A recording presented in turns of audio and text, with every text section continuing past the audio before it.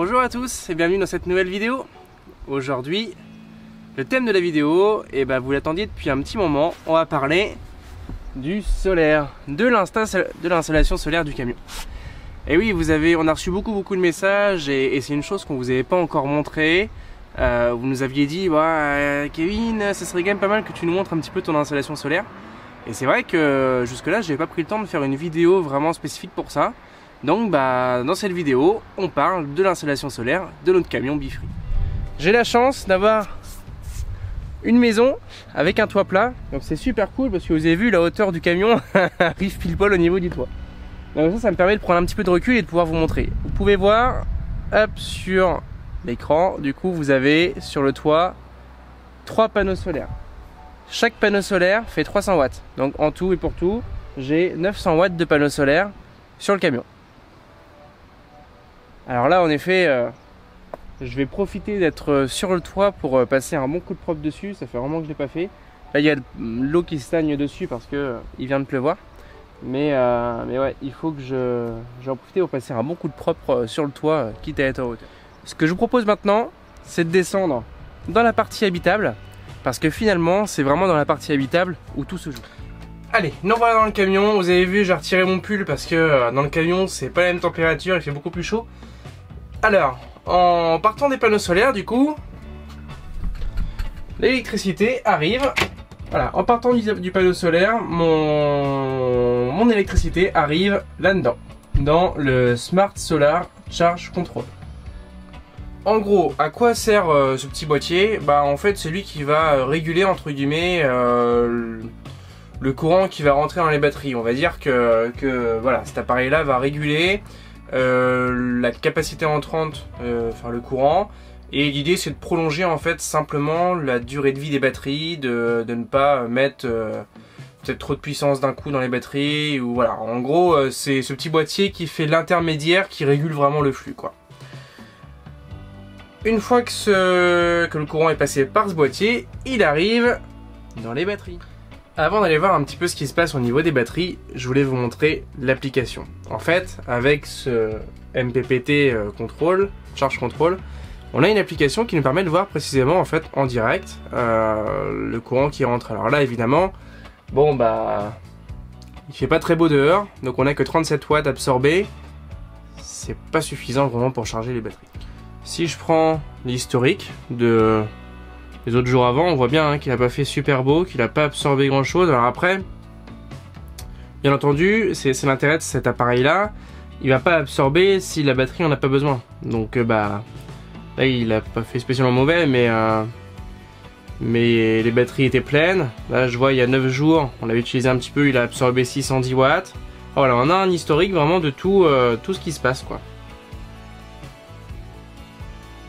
Quand je vous dis qu'il fait vraiment pas beau, il absorbe à l'heure actuelle 1 watt. Bon, c'est pas grave, les batteries sont pleines de toute façon. Alors, qu'est-ce qu'on trouve sous la banquette? En fait, vous voyez apparaître ici et ici les deux batteries. Ce sont deux batteries AGM qui fonctionnent, chacune en 12 volts, donc couplées 24 volts, 250 ampères chacune. Donc c'est déjà de la belle batterie. Bon là en l'occurrence c'est des batteries qui ont déjà 6 ans et donc elles commencent à être un petit peu usées. Du coup il va falloir les changer. Ensuite je vais essayer de vous rapprocher un peu plus. Ici on a le convertisseur. Alors c'est un convertisseur de 1000 watts. C'est pour nous largement suffisant en fait. On n'a pas besoin de plus de 2000 watts, ça fait tourner tous les appareils. Donc ça nous va très bien. Après est-ce que demain on prendrait pas un plus puissant si vraiment pour un voyage on se rendait compte qu'on en avait besoin peut-être, mais là en tout cas pour l'instant ça nous va bien. Et ici de très loin on voit le coupleur séparateur qui est branché, qui est tout discret, voilà, qui permet en fait simplement de relier les batteries habitable aux batteries du porteur. Alors, il me reste un élément à vous montrer. Le problème, c'est que cet élément, il va être très compliqué à vous montrer parce qu'il est Derrière cette grille, tout est vissé, j'ai pas spécialement envie de tout redévisser. C'est en fait simplement le chargeur de batterie. Et oui, comme sur toute installation, il faut obligatoirement un chargeur qui va nous permettre en fait simplement de charger les batteries.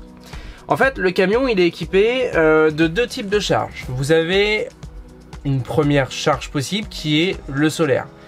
Et bien sûr, vous avez une deuxième charge possible qui est la prise de courant classique. Allez, venez, je vous y emmène. La prise dont je vous parlais, c'est celle-ci. Voilà, qui nous permet tout simplement de nous relier au 220 et qui permet d'alimenter, dans le cas où on en aurait vraiment besoin, le camion et de le recharger. Prise de courant ou sur groupe électrogène, enfin voilà, peu importe. Voilà, quand on branche en fait cette prise de courant, évidemment le courant arrive, comme je vous le disais tout à l'heure, dans le chargeur. Vous m'excuserez, la boîte pas très propre. Bon, la boîte était dans le garage. Mais voilà, je voulais vous le montrer, comme ça vous avez un visuel de ce que c'est aussi. Alors il est pas tout jeune, hein, c'est le Cristec CPS3.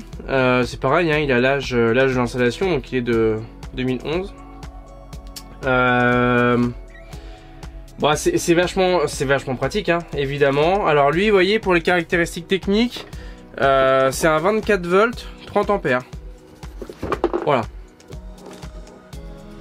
Donc, tout simplement, il est connecté aux batteries, ce qui permet de les recharger. Oui, mais voilà, pour avoir une vue sur tout ça, eh ben, il faut avoir un outil de contrôle. Voilà, bah, moi, l'outil de contrôle, vous ne me voyez quasiment pas. C'est pas grave. Rapprochez-vous. Regardez, ce que je voulais vous montrer, c'est lui. Ici, j'ai l'appareil qui me permet de savoir précisément où j'en suis au niveau énergie. En l'occurrence, ma batterie. Là, je sais que ma batterie est pleine. Évidemment, on est à 0 ampère pour une raison qui est toute simple, c'est que bah, les batteries sont pleines. Vous voyez, on sait, charge 100%. Bon, je sais aussi que mes batteries sont pas en pleine forme, vous voyez, 50% de durée de vie. J'ai sur cet indicateur là aussi, je vous le montre par la même occasion, même si ça pourrait faire l'objet d'une autre vidéo, plusieurs informations, en l'occurrence bah, mon niveau d'eau propre, qui me reste actuellement dans mes cuves, ce qui me reste dans mon réservoir de gasoil, voilà, il me reste 27%. Ce qui me reste dans mes deux cuves, alors j'ai deux cuves d'eau noire, donc c'est pour ça qu'on a 1, 2, donc normalement les eaux noires ils sont vides, ce que je les ai vidés, voilà. Mais ça c'est pareil, ça fera l'objet d'une future vidéo. Et donc, vu qu'on est sur une vidéo spéciale ELEC, dans ce placard là se cache quelque chose de magique. Le cœur électrique du camion. Voilà. En fait, on retrouve comme dans une maison, hein, un petit tableau électrique, alors bien différent d'une maison, mais voilà, un petit tableau électrique. On retrouve ici un disjoncteur, tout un tas de boîtiers de contrôle pour contrôler l'électricité du camion, les fusibles, même fusible que dans une voiture en fait.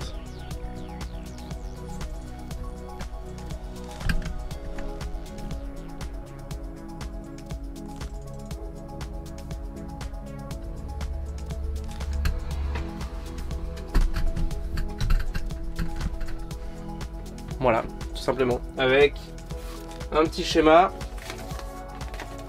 qui me permet, si j'ai besoin, de me souvenir quoi est branché. Tout simplement. Voilà, vous savez tout sur mon installation solaire et sur l'installation électrique d'une manière générale. N'hésitez pas en commentaire si vous avez des questions, je peux y répondre, il n'y a aucun souci. Je sais qu'on va avoir souvent la question du budget. Alors en fait, tout le système a été fait par un électricien. C'est-à-dire qu'en fait, tout a été posé par un électricien. Ça n'a pas été fait en perso. Donc du coup, c'est un professionnel qui l'a fait. Donc le coût, je peux vous donner. Donc les panneaux solaires, plus toute l'installation que je vous ai montré pendant cette vidéo, plus toute l'installation électrique du camion d'une manière générale, a coûté 15 000 €. Voilà. Mais fait par un électricien, donc évidemment dans ces 15 000 €, il y a la moitié qui est en fait de la main d'œuvre, quoi. Mais voilà, si vous vouliez avoir une idée de tarif, après je pourrais, si vous le souhaitez en commentaire, n'hésitez pas à me dire, je pourrais vous donner le détail de chacun des éléments que je vous ai présentés, au niveau des prix et de savoir comment ils fonctionnent. Voilà. Mais si vous avez des questions, n'hésitez pas, c'est avec grand plaisir, j'y répondrai, vous les mettez en commentaire. J'espère que cette vidéo vous aura plu. Et prochainement, je vais vous faire une vidéo aussi sur la partie chauffage, parce que vous êtes beaucoup à nous avoir posé la question du chauffage aussi. Et du coup, maintenant, je vais avoir beaucoup plus le temps de le faire. Donc, dans une future vidéo, eh ben, je vous parlerai du chauffage du camion. Voilà. Allez, on se laisse sur cette belle note. Je vous souhaite de passer à tous un bon début de semaine. Bonnes vacances à ceux qui sont en vacances. Et puis, à la prochaine. Abonnez-vous, surtout, très important, un petit pouce bleu. Ciao!